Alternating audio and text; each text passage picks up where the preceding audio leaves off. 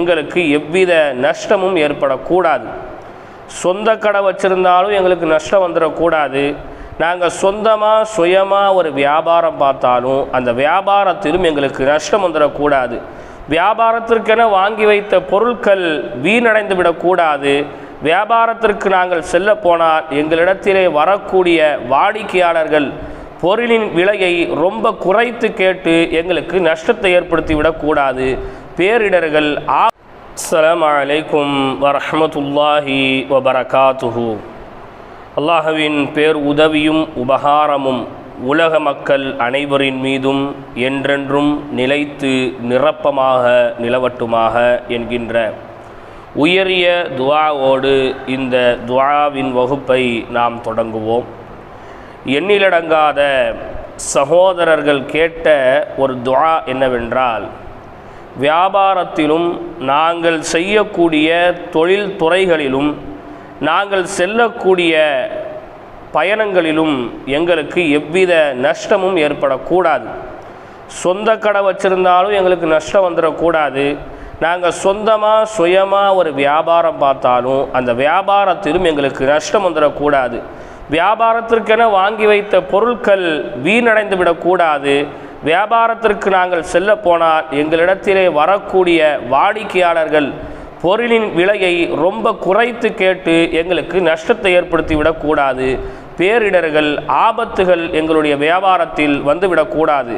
அப்படி வராமல் இருக்க எங்களுக்காக ஒரு துஆவை நீங்கள் சொல்லுங்கள். அதுவும் ஆதாரபூர்வமான அறிவிப்பின் பெயரில் ஆதாரபூர்வமான நூலிலிருந்து எங்களுக்கு ஒரு துஆவை நீங்கள் சொல்லிக் கொடுங்கள் என்று ஏராளமான சகோதரர்கள் வேண்டி விரும்பி கேட்டீர்கள். அல்ஹம்துலில்லாஹ். உங்களுக்காகவே இன்று ஒரு துஆவுடன் நான் வந்துள்ளேன். அந்த துஆவை தெரிந்து கொள்வதற்கு முன்னால், நமது வியாபாரம் பரக்கத் நிறைந்ததாக இருக்க வேண்டும் என்று சொன்னால், நமது வியாபாரம் நஷ்டமடையாமல் இருக்க வேண்டும் என்று சொன்னால், நமது வியாபாரம் நாம் நினைத்தது போன்று நடக்க வேண்டும் என்று சொன்னால் சில காரியங்களை நாம் கடைபிடிக்க வேண்டும். அந்த காரியங்களை கடைபிடிப்பதின் மூலமாக நமது வியாபாரம் நாம் நினைத்ததை போன்று நடக்கும். நமது வியாபாரம் நஷ்டமில்லாமல் நடக்கும். நமது வியாபாரம் நமக்கு கை கொடுக்கக்கூடியதாகவும் நமது கையிலே செல்வத்தை தேக்கி வைக்கக்கூடியதாகவும் நமது வியாபாரம் மாறும். அதற்கு சில வழிமுறைகளை நம்ம கண்டிப்பான முறையில் கடைபிடித்தே ஆக வேண்டும். வெறும் துஆ ஓதிட்டா மட்டும் இது நடந்தக்கூடிய ஒரு காரியம் அல்ல. அதை தாண்டி அல்லாஹ்வின் தூதர் அவர்கள் சொல்லிக் கொடுத்த ஒழுக்க முறைகளையும் வியாபாரத்தினுடைய வழிமுறைகளையும் நடைமுறைகளையும் நாம் சரியாக பின்பற்ற வேண்டும். முதலில் வியாபாரத்துக்கு செல்லக்கூடியவர்கள், தொழில் துறைக்கு செல்லக்கூடியவர்கள், சொந்த கடை வைத்திருப்பவர்கள், வாகனங்களில் வைத்து வியாபாரம் செய்யக்கூடியவர்கள், அது சின்ன வியாபாரமாக இருக்கட்டும் பெரிய வியாபாரமாக இருக்கட்டும், கோடி ரூபாய் முதலீடு செய்து செய்யக்கூடிய வியாபாரமாக இருக்கட்டும், 1000 ரூபாய் முதலீடு செய்து செய்யக்கூடிய வியாபாரமாக இருக்கட்டும், எந்த வியாபாரியாக இருந்தாலும் எந்த சுய தொழில் செய்பவர்களாக இருந்தாலும் அவர்கள் தங்களுடைய வியாபாரத்திற்கு செல்லும் முன், தங்களுடைய கடைக்கு செல்லும் முன் கண்டிப்பான முறையில் அன்றைய தினத்தில் சுபுஹ் தொழுகையை நிறைவேற்றியிருக்க வேண்டும். இன்றைக்கு அதுதான் பெரிய வியாபாரத்துக்கு ஒரு நஷ்டம். வியாபாரத்துக்கு மாத்திரமல்ல, நமது குடும்பத்தில் இருக்கக்கூடிய துன்பங்களுக்கும் துயரர்களுக்கும் பெரும் காரணமாக அமைவது சுபுஹ் தொழுகையின் மீது நாம் செய்யக்கூடிய அலட்சியம்தான். ஏனென்றால் அல்லாஹ்வின் தூதர் அவர்கள் சொல்லி காமித்தார்கள், மன் ஸல்லா ஸலாத்தல் ஃபஜ்ரி வஹுவ ஃபீ ஸிம்மத்தில்லாஹ். யார் ஒருவர் சுபுஹ் தொழுகையை, ஃபஜ்ர் தொழுகையை தொழுது விட்டாரோ அவர் அல்லாஹ்வின் பாதுகாவலில் சென்று விடுகின்றார். அன்றைய தினம் ஷைத்தான் அவரை தீண்ட முடியாது. அன்றைய தினம் அவருக்கு உயிரிழப்பு வராது. அன்றைய தினம் அவருக்கு நஷ்டம் ஏற்படாது. அன்றைய தினம் துக்கம், துயரம், கஷ்டம், நஷ்டம், அவருக்கு நோய் நொடிகள் என எதுவுமே வராது. அப்படி என்றால் சுபுஹ் தொழுகவில்லை என்றால், சுபுஹ் தொழுகையை நிலைநாட்டவில்லை என்றால் அவர் அல்லாஹ்வின் பொறுப்பிலிருந்து நீங்கி விடுகிறார் இல்லையா? அல்லாஹ்வின் பொறுப்பிலிருந்து நீங்கினால் அவருக்கு உலகில் எப்படியாவது ஏதாவது ஒரு ரூபத்தில் ஏதாவது ஒரு சிரமம், ஒரு கஷ்டம் அவரை அணுகி கொண்டே இருக்கும் என்பதுதான் அதனுடைய எதிர்மறை பொருளாக அமைகிறது. அப்படியானால் வியாபாரத்திற்கு செல்பவராக இருந்தாலும் செல்லாதவராக இருந்தாலும் கண்டிப்பான முறையில் சுபுஹ் தொழுகையின் மீது கவனம் செலுத்துங்கள். இரவு 12:30 மணி வரைக்கும் நான் கடையை திறந்து வச்சுருந்தேன். நான் ஒரு ஹோட்டல் ஃபீல்டில் இருக்கேன், கண்டிப்பாக எங்களுக்கு ரொம்ப டயர்டாக இருக்கும், ரொம்ப அசதியாக இருக்கும், அப்படி இப்படின்னு காரணங்களை சொல்ல நம்ம முயற்சிக்க வேண்டாம். தொழிலுக்காக, குடும்பத்திற்காக, வியாபாரத்திற்காக எவ்வளவோ தியாகம் செய்கிறோம். கொஞ்சம் யோசித்து பாருங்கள். இன்று எல்லா வியாபாரத்திலும் போட்டிகளும் பொறாமைகளும், எல்லா வியாபாரமும் இன்றைக்கு மூளைக்கு மூளை அதிகரித்து கொண்டிருக்கிறது. இந்த சூழலில் வியாபாரத்தை நம்ம பிடிக்கணும் அப்படிங்கிறதுக்காக, வியாபாரத்தை நம்ம கைக்குள்ளே வைத்துக்கொள்ளணும் அப்படிங்கிறதுக்காக, நம்மளுடைய வழமையான வாடிக்கையாளர்களை மற்ற கடைக்கு செல்லவிடக்கூடாது என்பதற்காக எத்தனை திருமண வீடுகளை இன்றைக்கு நாம் தவிர்க்கின்றோம். எத்தனை திருமண வீடை தவிர்க்கிறோம். திருமணத்துக்கெல்லாம் போக வேண்டாம், பார்த்துக்கலாம், வியாபாரம் தான் முக்கியம். ஆனால் தொழுகைக்காக என்றைக்காவது ஒரு நாள் நமது திருமண வீடையோ அல்லது நமது சுபகாரியங்களுடைய வீடையோ, நமது நண்பர்கள், உற்றார் உறவினர்களுடைய வீட்டில் நடக்கக்கூடிய ஒரு விஷயத்தையோ நாம் தவிர்த்திருப்போமான்னு கேட்டால் இல்லை. அப்போ என்னைக்கு வியாபாரத்தோடு சேர்ந்து இஹ்லாஸ், உள்ள தூய்மையும் இபாதத்தும் நம்மோடு வந்துடுதோ அப்போந்தான் அந்த வியாபாரத்தில் பரக்கத்து ஏற்படும். சுசல்லாசும் சொன்னாங்க, சில சஹாபாக்கள் சொல்லி காமிக்கிறாங்க, ரசூலுல்லா எங்களை சுபுகு தொழுதுட்டு வியாபாரத்திற்கு செல்ல சொன்னார்கள். நாங்கள் ஷாம் தேசத்திற்காக வியாபாரத்திற்கு செல்வோம். நாங்கள் எங்கள் வியாபாரத்தை தொடங்கும் முன்பே வியாபாரத்திற்கு செல்லக்கூடிய வழியிலேயே எங்களுடைய பொருட்கள் எல்லாம் விற்றுவிடும். வியாபாரம் ஷாமுக்கு தான் போய் அவங்களுடைய பொருட்களை எல்லாம் அவர்கள் பறத்து விரித்து அவர்கள் வியாபாரத்தை தொடங்க வேண்டும்.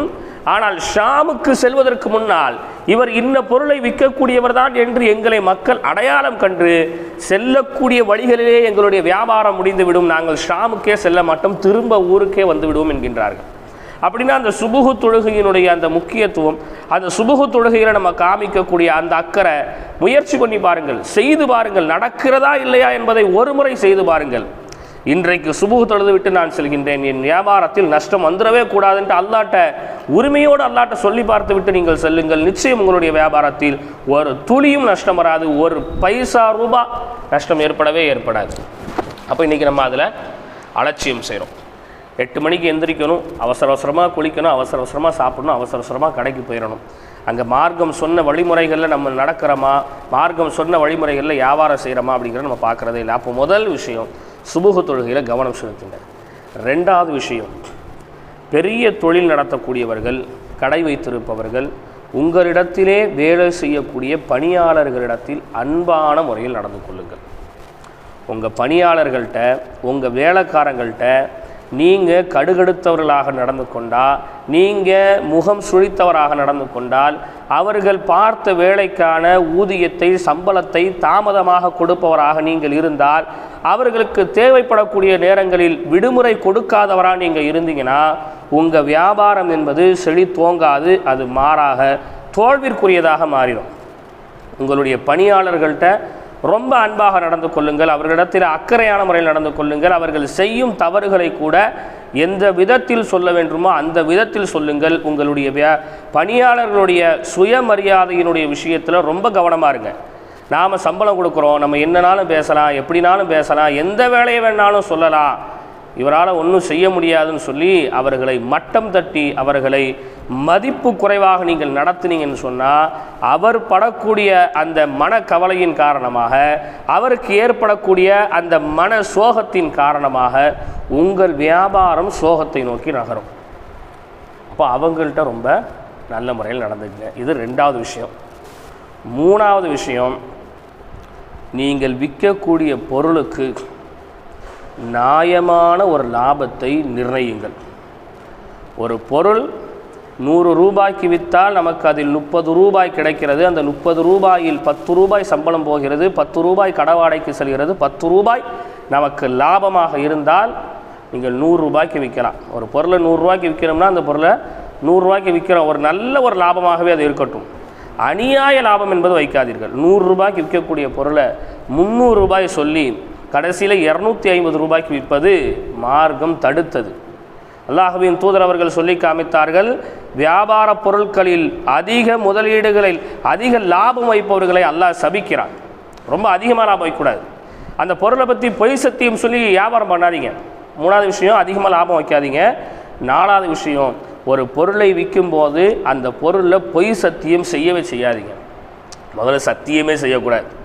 இந்த பொருள் ஆமாம் உண்மையிலே இது சைனாவில் இருந்து தான் வருது, இது உண்மையிலே அமெரிக்காவில் இருந்தால் வருது, இது இத்தனை வருஷத்துக்கு கேரண்டி இருக்குது, வாரண்டி இருக்குது, இது அப்படி ஆக்கும் இப்படி ஆக்கும் அது இதுன்ட்டு இருக்கிறத சொன்னால் தப்பு இல்லை. இல்லாததை நீங்கள் என்ன செய்யாதீங்க, சொல்லாதீங்க. ஒரு பொருளினுடைய தரம் என்னவோ அந்த தரத்தை உங்களுடைய வாடிக்கையாளர்கிட்ட நியாயமாக பேசி கொடுத்து விடுங்கள். இது 4வது விஷயம். 5வது விஷயம், உங்களுடைய வியாபாரத்தில் நீங்கள் சரியான முறையில் நடந்து கொள்ளுங்கள். உதாரணத்துக்கு சொல்லப்போனால் ஒரு பொருளுக்கு ஒரு கேரண்டியோ வாரண்டியோ கொடுத்து இந்த பொருளை நான் மாற்றி கொடுப்பேன்னு சொல்லி அவருக்கு நீங்கள் வாதா பண்ணியிருந்தா, அவருக்கு நீங்கள் வாக்குறுதி கொடுத்துருந்தா, ஒரு நம்பிக்கை கொடுத்துருந்தா, அந்த பொருளில் நீங்கள் சொன்னதை போன்று ஏதாவது ஒன்று குறை வந்து விட்டது என்றால் உடனே அதை மாற்றி கொடுக்க வேண்டும். இந்த 5 விஷயத்தை உங்களுடைய வியாபாரத்தில் நீங்கள் கடைபிடிங்க. இந்த 5 காரியங்களை உங்களுடைய தொழில் துறைகளில் நீங்கள் கடைபிடித்தீர்கள் என்றால் நிச்சயம் உங்களுடைய வியாபாரம் பரக்கத்திற்குரியதாக, நஷ்டம் இல்லாத வியாபாரமாக அந்த வியாபாரம் அமையும். அத்தோடு சேர்த்து ஆதாரபூர்வமான அறிவிப்பின் பெயரிலே பதிவு செய்யப்பட்ட திருமதி என்கின்ற நூலில் பதிவு செய்யப்பட்ட இந்த துஆவையும் நீங்கள் ஓதிக்கொள்ளுங்கள். திருமதியில் 3388வது ஹதீஸாக இந்த ஹதீஸ் பதிவு செய்யப்படுகிறது. இந்த ஹதீஸில் வரக்கூடிய அந்த துஆவை யார் வழமையாக காலை சுபுகு நேரத்திலே 3 முறை ஓதுகின்றாரோ, காலையில் கண் விழித்ததோடும் மாலையில் கடை அடைப்பதற்கு முன்னாலும், வியாபாரத்துக்கு செல்லும் போதும் வியாபாரத்திலிருந்து திரும்பி வரும்போதும். வியாபாரத்துக்கு செல்லும் போது ஓதுனா லாபம், அதில் ஒரு நியாயம் இருக்குது. வியாபாரத்துலேருந்து வரும்போது ஏன் ஓதணும் அப்படின்னு கேட்டால், வந்த பொருள் நம்ம வீட்டிலே தங்கணும்னு சொன்னால் வியாபாரத்துலேருந்து வரும்போது ஓதணும். 1000 ரூபாய்க்கு சம்பளம் வாங்கிட்டு வரோம், வீட்டில் வந்து பார்க்க உடனே யாருக்காவது உடம்பு சரியில்லை, அப்படியே 1000 ரூபா கொண்டு போய் மருத்துவமனையில் செலவு பண்ணுற மாதிரி நம்ம வியாபாரத்தினுடைய அந்த பணம் இருக்கக்கூடாது. அப்போ காலையிலும் மாலையிலும் நான் சொல்லக்கூடிய துஆவை 3 விடுத்தம் நீங்கள் ஓதி வந்தால் உங்களுடைய வியாபாரத்தில் எவ்வித நஷ்டமும் ஏற்படாது என்று அல்லாஹ்வின் தூதர் ஸல்லல்லாஹு அலைஹி வஸல்லம் அவர்கள் சொல்லி காமித்தார்கள். என்ன துஆ? நான் இதை கற்பிக்கும் முறையிலும் உங்களுக்கு சொல்கின்றேன், இதனுடைய அர்த்தத்தையும் நான் சொல்கின்றேன், தெளிவாக விளங்கிக் கொள்ளுங்கள். துஆ என்ன துஆ? பிஸ்மில்லாஹில்லதி லா யதுர்ரு மஅஸ்மிஹி ஷைஉன் ஃபில் அர்தி வலா ஃபிஸ் ஸமாஇ வஹுவஸ் ஸமீயுல் அலீம். நல்லா சொல்லி பாருங்க. பிஸ்மில்லாஹி லா யதுர்ரு மஅஸ்மிஹி ஷைஉன் ஃபில் அர்தி வலா ஃபிஸ் ஸமாஇ வஹுவஸ் ஸமீயுல் அலீம். இன்னொரு முறை என் கூடயே சேர்ந்து சொல்லி பாருங்க. பிஸ்மில்லாஹி லா யதுர்ரு மஅஸ்மிஹி ஷைஉன் ஃபில் அர்தி வலா ஃபிஸ் ஸமாஇ வஹுவஸ் ஸமீயுல் அலீம். என்ன அர்த்தம்? திருமதியில் பதிவு செய்யப்படுது. பிஸ்மில்லாஹி, அல்லாஹ்வினுடைய பெயரை கொண்டு எனது வியாபாரத்திற்கு நான் செல்கின்றேன். லா யதுர்ரு, எந்த ஒன்றும் தீங்கு விளைவிக்க முடியாது. மஅஸ்மிஹி, அல்லாஹ்வினுடைய பெயரை கொண்டு நான் தொடங்கிய பிறகு, ஃபில் அர்தி, பூமியிலிருந்தும், வலா ஃபிஸ் ஸமாஇ, வானத்திலிருந்தும் எந்த ஒன்றும் எனக்கு நஷ்டத்தை ஏற்படுத்தி விட முடியாது. ஏன்னு சொன்னால் வஹுவஸ் ஸமீயுல் அலீம், நான் சொன்னதை அவன் கேட்டுவிட்டான், நான் சொன்னதை அவன் அறிந்திருக்கின்றான். நான் அல்லாஹ்வுடைய பேரை கொண்டு தொடங்கிறதுனால என்னுடைய இந்த வியாபாரத்தில் பூமியின் மூலமாக ஏற்படக்கூடிய நஷ்டமும் ஏற்படாது, வானத்தின் மூலம் ஏற்படக்கூடிய நஷ்டமும் ஏற்படாது, பூமியில் இருப்பவர்கள் செய்யக்கூடிய சூழ்ச்சியின் மூலமாகவும் என்னுடைய வியாபாரத்தில் நஷ்டம் ஏற்படாது, என்னுடைய பணியாளர்களின் மூலமாகவும் என் வியாபாரத்தில் நஷ்டம் ஏற்படாது, என்னுடைய வாடிக்கையாளர்களின் மூலமாகவும் என்னுடைய வியாபாரத்தில் நஷ்டம் ஏற்படாது. இந்த துஆவை வழமையாக 3 முறை காலையிலும் மாலையிலும் நீங்கள் ஓதி வந்தால் நிச்சயமாக நீங்கள் ஒரு சக்ஸஸ்ஃபுல் பிஸ்னஸ் மேனாக, வெற்றி காணக்கூடிய வியாபாரியாக நீங்கள் இருக்கலாம். இந்த துஆவோடு சேர்ந்து முன்பே நான் சொன்ன அந்த வழிமுறைகளையும் நீங்கள் கண்டிப்பாக கடைபிடிக்க முயற்சி செய்யுங்கள். வெறும் துஆவை கொண்டு நடப்பது 90% என்றால் 10% நம்மிடத்தில் இருக்கக்கூடிய நல்ல எண்ணங்களை கொண்டும் நல்ல பண்புகளை கொண்டும் நல்ல ஒழுக்கங்களை கொண்டும் தான் நமது வாழ்க்கையே செழிப்புக்குரியதாக மாறுகிறது என்பதை விளங்கிக் கொள்ளுங்கள். இன்ஷா அல்லாஹ் நாளை ஒரு துஆவில் சந்திப்போம். அஸ்ஸலாமு அலைக்கும் வரஹ்மத்துல்லாஹி வபரகாத்துஹு.